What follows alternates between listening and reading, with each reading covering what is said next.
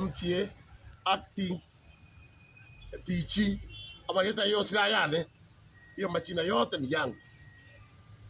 Nataka kuambia vile gavana yetu Simba Arati, nimeona watu wakiandika kwa mitandao maneno machafu.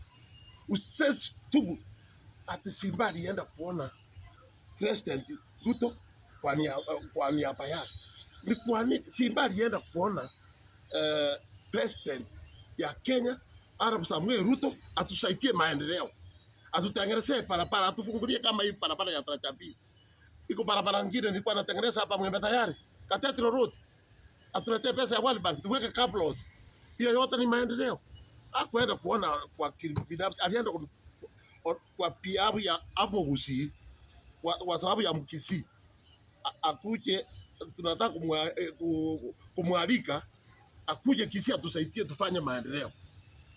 Atufanyie maendeleo, atutengenezee barabara. Kama ile hospitali ilikuwa inafunguliwa na Kisii University imekwama.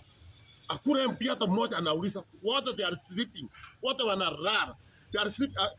Hiyo muradi, hiyo project ilikuwa inaletwa na World Bank.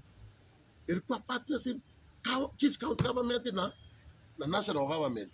Ingeleta pesa mingi sana, sijui bilioni 100. Ingesaidia hata kwa nini kaunti zingine. Mambo mengine Simba alienda kuangalia kuona president. Ni mambo ya corruption. Corruption imejaa kila pahali. Kama hapa Kisii, because the people who are already bankrupt land wanataka wafuatiliwe. Unajua, when you working from county government to national government, inakuwa easier ukamata hii watu wapelekwe korokoroni, kwa sababu unajua kama naweza kukibisa corrupt people sana kama utafanya ushirikiano na President Republic of Kenya.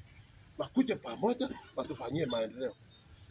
Hata gavana ya Nyamira alienda akaona president. Hata Uhuru mwenyewe alienda akaona president, Uhuru Muigai Kenyatta.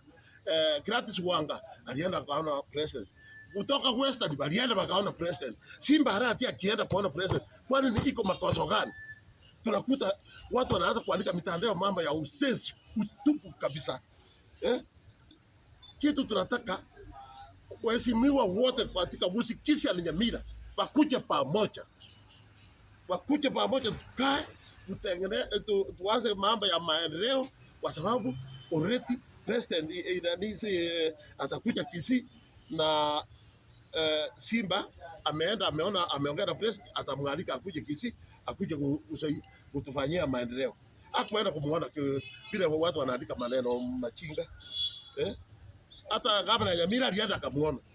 Kitu kingine nataka kuambia, kitu hivi sitaki kusikia hapa Kisii, na nawaambia hii kitu, naona watu wanaendelea kuongea maneno machafu chafu. At one man, one shilling, one woman, maybe. One man, one shilling for what? Sasa hii tribe nyingine ndogo ndogo tukianza si tutaumia. Sitaki kusikia mtu akiongea hii mama hapa Kisii at one man, one shilling. Hiyo ni utumbabu tubu. Nawaambia kitu tunataka MPs wote kutoka Kisii wakuje pamoja, wakae nyuma ya gavana yetu, wakuje tufanye mkutano hapa Kisii na wananchi, tuandike president atufanyie kazi.